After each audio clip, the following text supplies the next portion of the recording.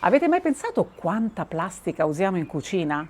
Io me lo domando da un po' e da un po' di anni sto facendo tutto il possibile per apportare quei cambiamenti che possano far bene all'ambiente. Sono sicura che molti di voi che stanno guardando questo video stanno pensando la stessa cosa.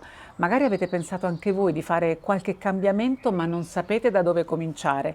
E allora voglio proprio condividere con voi la mia esperienza. Questo video è per voi. Ve lo racconto subito, dopo la sigla.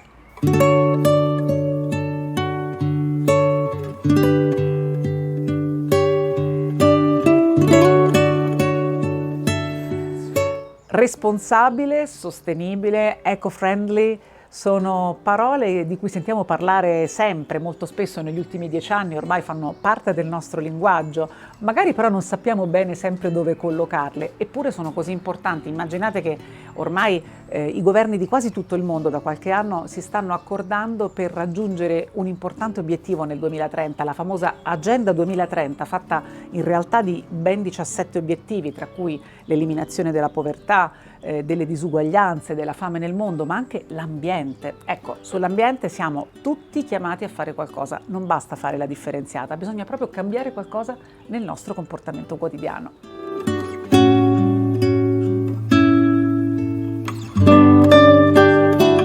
Mi ha assillato per molto tempo la considerazione che in fondo non cambia nulla se io, anziché utilizzare una cannuccia compostabile come questa, utilizzassi una cannuccia di plastica.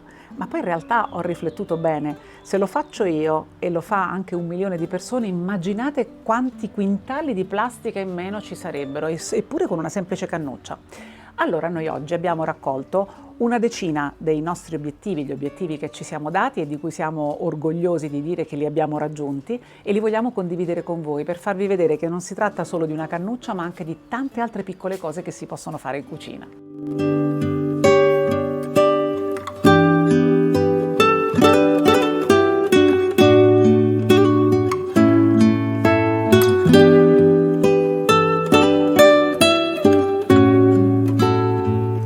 Il primo passo da fare è la valutazione dell'impatto che noi con le nostre azioni quotidiane abbiamo sull'ambiente. Proviamo a focalizzarci in cucina. Quante cose facciamo in cucina che hanno un impatto sull'ambiente?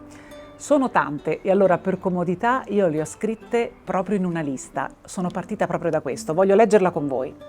Detersivi, stoviglie usa e getta, contenitori usa e getta, pellicole e alluminio, alimenti freschi da banco o confezionati, bottiglie di acqua, bevande gassate e succhi.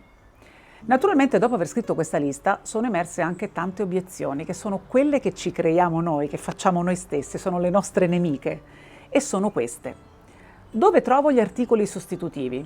Sarò capace di farlo con costanza? La qualità sarà compromessa? Come faccio a coinvolgere i membri della famiglia? Io lavoro e non ho tempo per selezionare questi articoli.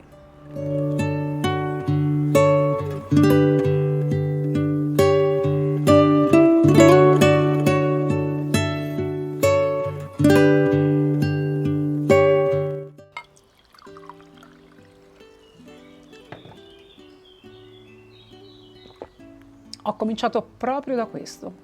Ho cominciato a sostituire le bottiglie dell'acqua di plastica con l'acqua del rubinetto.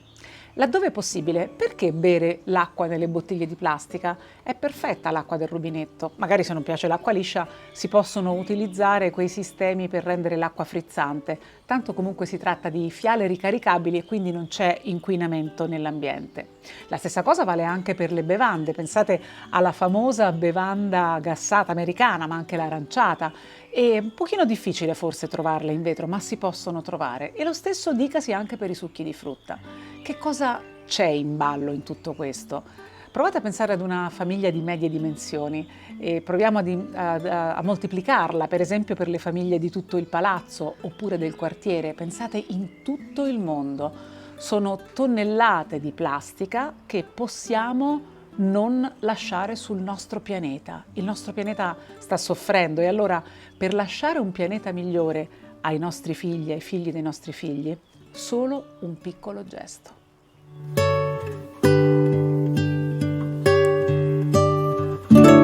Dopo aver fatto questo importante cambiamento dell'acqua dalle bottiglie di plastica all'acqua del rubinetto, sono passata alla voce detersivi. La cosa più importante è scrivere tutto, quindi la lista precisa di tutti i detersivi che usiamo dentro casa, praticamente tutti nelle bottiglie di plastica. Procuratevi un contenitore che rimarrà con voi per molto tempo, tanti contenitori per quanti sono i detersivi che vorrete provare, e provateli tutti. Naturalmente la cosa più importante è trovare un venditore, un fornitore di detersivi sfusi.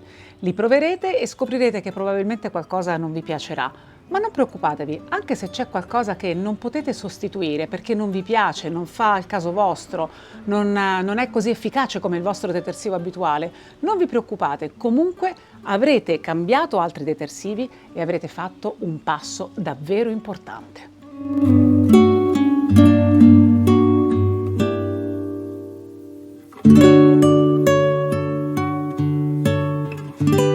Sono stata incuriosita per molto tempo di questi fogli in tessuto e cera, che sono veramente adatti al nostro scopo per sostituire l'abituale pellicola. Quando devo coprire qualcosa che va in frigorifero è sufficiente a posizionarli sul contenitore e poi con il calore delle mani sagomarli fino a chiudere. Li ho comprati recentemente, li ho usati e sono davvero molto soddisfatta. Naturalmente quando li riceverete a casa avrete una confezione all'interno della quale ci sono le spiegazioni. Per esempio io non sapevo come si lavassero, quindi ho scoperto che con un po' di acqua tiepida e di detersivo per i piatti si possono lavare tranquillamente. Naturalmente vi lascio il link qui sotto.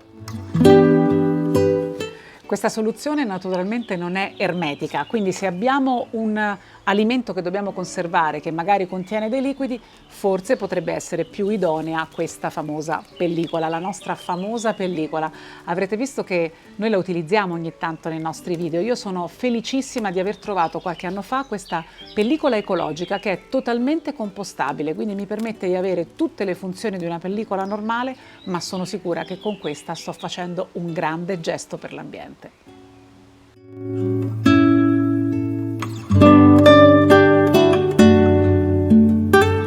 Non mi è mai piaciuto molto utilizzare l'alluminio, ma in qualche caso può essere anche utile. Allora, anche in questo caso ho trovato un alluminio interamente riciclabile e questo, tra l'altro, una volta utilizzato, anche se si sporca un po', si può sempre riciclare, naturalmente in base alle disposizioni del vostro comune. Un'altra grandissima rivoluzione per me è stata la carta forno. Questa, devo dire la verità, l'ho scoperta da poco, ma sono veramente contenta perché questa carta forno, che io uso tantissimo, la uso quando devo preparare dei biscotti, la utilizzo per esempio quando devo preparare i peperoni nella teglia, quando non voglio far attaccare i miei cibi. Questa addirittura in fogli pretagliati ed è, pensate un po', compostabile. Vuol dire che anche quando è sporca, perché magari la pizza ha trabordato la mozzarella o il pomodoro, io prendo tutto e lo metto nel bidone dell'umido. Naturalmente anche di queste cose, se non riuscite a trovarle nel vostro supermercato di fiducia, troverete il link qui sotto per acquistarli e per qualsiasi problema scrivetevi, perché magari in alcuni casi ci sono anche dei negozi nella zona di Roma dove abito dove potrete trovarli. Sarò molto felice di darvi queste informazioni.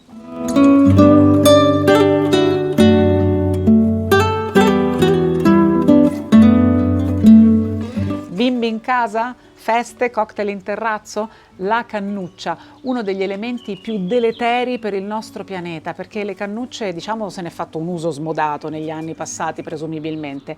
Oggi esistono anche colorate, quindi senza rinunciare anche a quella punta di allegria che ci può essere soprattutto nelle feste dei più piccolini, queste cannucce meravigliose perché sono compostabili. Anche di queste troverete il link qui sotto.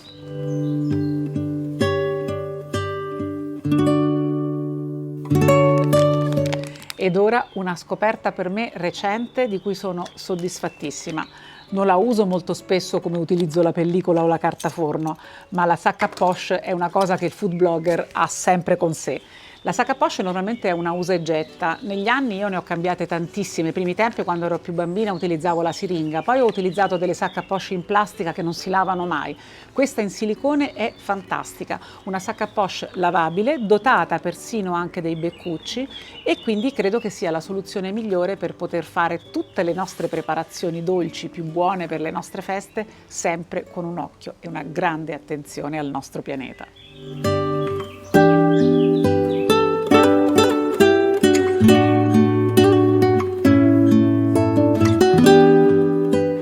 Tanti sono i metodi alternativi per conservare i nostri cibi, quindi il tessuto in carta cerata con cera di cera d'api, oppure la pellicola, oppure l'alluminio, oppure la buona scatola, vecchia scatola di vetro con il contenitore di plastica che... Ma vi siete finiti tutte le ciambelline?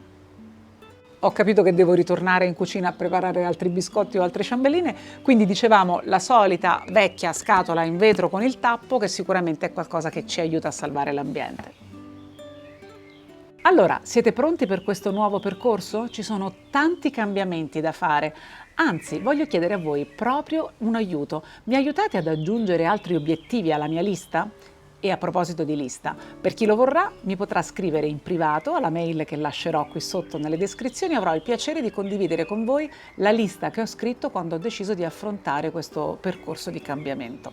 Io come al solito vi aspetto qui nella cucina di Scola la Pasta. Appuntamento alla prossima!